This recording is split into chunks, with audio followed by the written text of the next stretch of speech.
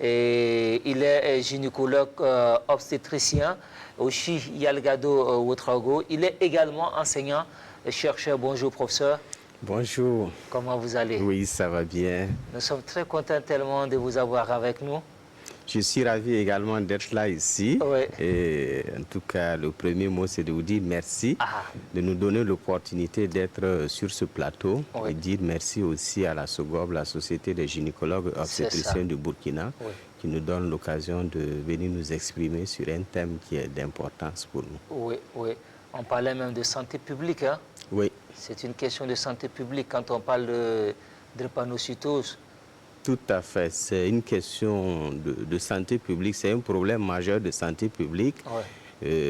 Bon, qui n'est pas bien sûr connu par le grand public dans toutes ses dimensions, d'où l'importance justement de donner l'information, la bonne information, pour que chacun puisse voir à son niveau qu'est-ce qu'il faut faire, parce qu'il y a des mesures toutes simples de prévention, des mesures de vie, d'hygiène, ainsi de suite. Quand tout ça s'est mis en place, ça peut permettre d'améliorer quand même le pronostic. D'accord. Vous avez bien dit améliorer. Hein? Ouais. Tout à fait, améliorer, parce qu'on ne peut pas guérir de la drépanocytose. Donc on va en parler. Alors, qu'est-ce qu'il faut entendre par drépanocytose, c'est quoi? Et maintenant, il y a un autre qui vient s'ajouter. On parle de grossesse, drépanocytose et grossesse. Et comment cela peut affecter une grossesse? Alors, la drépanocytose, de façon générale, il faut dire que c'est une maladie héréditaire. On est drépanocytaire en fait. D'accord. C'est une maladie du sang, mais qui peut affecter tout l'organisme. Voilà, dans ses complications, si rien n'est fait ou si les mesures adéquates ne sont pas prises.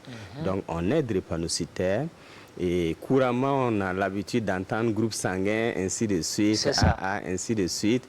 Et ça fait qu'il y a de la confusion. Voilà. Par exemple, pour les drépanocytaires, on ne parlera pas de groupe sanguin, mais c'est surtout l'électrophorèse. Quand on dit qu'une personne est SS, SC, S-bêta thalassémique, c'est que c'est de la drépanocytose. Mais la drépanocytose aussi est connue dans nos sociétés. Voilà, dans les villages, ainsi de suite. Il y a des expressions. En Morée, par exemple, on dira c'est Kamwerse. D'accord. En Sang, moi je suis Samou. En Sang, on dira bien sûr Goukourdé. Voilà, dans d'autres dialectes également, il y a des appellations. Parce que la maladie, elle a des manifestations qui sont assez typiques et chacun a essayé de donner un nom pour désigner cette maladie. Et voilà. Et quand c'est comme ça, ça amène sur le plan moderne, bien sûr, à aller faire l'examen de sang qui va permettre de confirmer le diagnostic. Et cet examen de sang, c'est l'électrophorèse de l'hémoglobine. D'accord. Voilà. D'accord, c'est vrai que la confusion s'est beaucoup installée. On parle plutôt de groupe sanguin, mais c'est plutôt l'électrophorèse. Alors, raison pour laquelle d'ailleurs on dit au couple avant de se marier, si vous vous rencontrez, c'est très important de faire certains examens de sang. Tout à fait. Parmi ces examens-là, il y a bien sûr l'électrophorèse de l'hémoglobine. Il faut aller vers la détermination. Il ne faut même pas attendre le moment du mariage. Parce qu'en pratique, effectivement, devant la loi, il faut un certificat prénuptial pour permettre au futur couple-là de passer devant le maire. Mais en ce moment, ça peut être un peu tard. Ce que nous conseillons, c'est de connaître son électrophorèse depuis qu'on est enfant d'ailleurs. Et peut-être que dans le déroulement, on verra. L'idéal est qu'à la naissance, même, on puisse connaître l'électrophorèse de l'enfant. Et ça a beaucoup d'avantages. Ça permettra non seulement de planter le décor pour son suivi, pour éviter qu'on aille découvrir la maladie à des stades de complications. Et également, ça permettra aussi à cet enfant, à cet adolescent et à ce futur adulte aussi de se préparer pour le choix de son couple. Voilà. C'est important parce que il y va de la prévention primaire. Surtout. C'est quand on a l'anomalie dans le sang, j'ai tantôt dit qu'on est drépanocytaire. Bien sûr. Et si on se marie avec quelqu'un d'autre qui a le gène aussi dans son sang, donc ça voudrait dire que la descendance n'est pas à l'abri de cette forme majeure qui pose souvent problème. Donc maintenant, vous m'avez demandé, alors, associé à la grossesse, c'est simplement une femme drépanocytaire qui va contracter une grossesse. Et quand la femme drépanocytaire contracte une grossesse, il y a bien sûr des influences. Nous, on dit influence réciproque. Cette drépanocytaire qui était là peut être aggravée par la survenue de la grossesse. Et cette grossesse aussi qui vient se greffer sur ce terrain particulier peut avoir des complications du fait du terrain particulier qui est la drépanocytose. Et quels sont les principaux défis rencontrés dans la gestion de la grossesse chez les femmes atteintes de drépanocytose? Les défis sont multiples. Il faut déjà que la femme drépanocytaire puisse être connue avant de tomber enceinte. D'accord. Normalement, la grossesse doit être planifiée en fait. Voilà. Si elle tombe enceinte, au moment où elle est en train de développer des complications, ça peut ne pas être bien pour elle en fait. Voilà. Donc ça doit être planifié. Mais dans notre contexte en général, bon, elles viennent déjà avec leur grossesse, il faut gérer, on essaie de faire ce qu'on peut faire. Ça, c'est le premier problème, la planification. Et le deuxième, c'est qu'une fois qu'elle est enceinte, il y a un suivi qu'il faut mettre en route. Absolument. Ce suivi-là, il faut être... exceptionnel. Voilà, il est assez exceptionnel. Il faut que la femme soit vue de façon régulière et de façon assez rapprochée. Parce que les complications ne préviennent pas souvent. Donc, quand on la voit de façon régulière et rapprochée, ça permet de réajuster certaines choses et d'éviter qu'elle n'aille vers les complications. D'accord. Et pendant tout ce temps également, quand elle vient, à chaque contact, il y a des conseils qu'on donne. Voilà, il y a des conseils qu'on donne parce que pour la drépanocytose, pour le déclenchement des crises, on n'a pas parlé de la manifestation parce qu'on n'a pas le temps, mais pour le déclenchement des crises, il y a ce qu'on appelle des facteurs favorisants. D'accord. Par exemple, un travail excessif, la consommation d'alcool, le froid excessif, la chaleur excessive, la transpiration, le stress. Tout à l'heure, on a parlé des adolescents qui sont à l'école, à l'approche des examens. Le stress scolaire peut déclencher des crises chez certains drépanocytaires. Donc, il y a tous ces conseils qu'on donne et à chaque consultation, on essaie de vérifier est-ce que c'est mis en œuvre. Et il y a des examens aussi qu'on fait pour voir est-ce que tout va bien, ainsi de suite, ainsi de suite. Donc, le suivi est double. Le suivi pour la santé de la mère et le suivi aussi pour voir est-ce que le produit de conception qui est dedans n'est pas en train de prendre un coup. Voilà. J'ai beaucoup aimé cette expression, le produit en conception. C'est ça. Ça c'est un professeur qui parle. Alors, quelles sont les recommandations pour le suivi prénatal chez ces femmes? Pour le suivi prénatal, c'est bien de commencer quand même le suivi assez tôt, dès qu'on sait qu'on est enceinte. Et il doit être régulier, comme je l'ai dit tantôt. Et il faut aussi que ça soit fait par quelqu'un qui puisse, qui maîtrise quand même la pathologie. Pour ceci, entre parenthèses, je pense qu'il y a des efforts qui ont été faits et qui continuent d'être faits. Il y a des prestataires qui ont été formés et les formations continuent.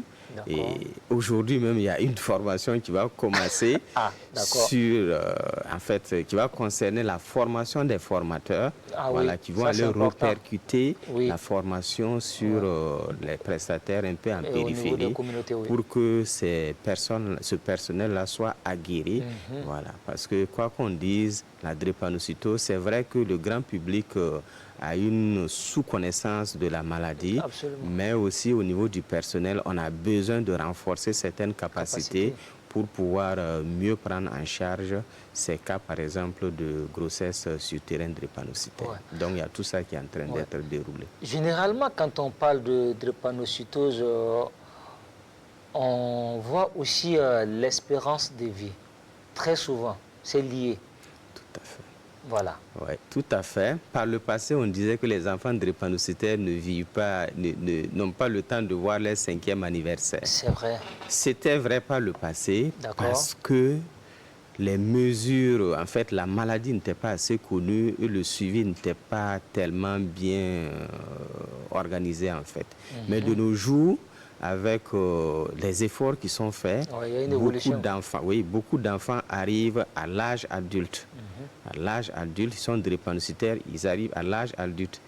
Et c'est tout ça qui constitue justement, qui participe au fait que l'association drépanocytose et grossesse devient de plus en plus fréquente. Parce que les enfants, quand ils arrivent plus en âge de procréer, donc il y aura des femmes aussi qui vont tomber, qui vont contracter la grossesse et il faut savoir gérer. Mais de nos jours, avec les mesures qui sont mises en route là, si les conseils sont bien suivis et que le patient est suivi sur le plan médical de façon assez correcte, on peut avoir une bonne expérience de vie. Moi, j'ai connu des drépanocytaires qui ont vécu 80 ans. Oui. Ça existe. Ça, c'est encourageant. Oui, ça existe. Ça existe. Ouais. Mais là, il faut vraiment suivre, comme vous l'avez dit. C'est ça. Voilà. Vous avez dit que la drépanocytose, c'est une maladie liée au sang. Tout à fait. Voilà. Est-ce que vous pouvez mieux nous expliquer cela? En termes faciles... Le sang d'un drépanocytaire est comment par rapport... voilà. Tout à fait. Vous avez bien fait de revenir sur cet aspect. En fait, dans le sang, il y a des éléments qui permettent le transport de l'oxygène.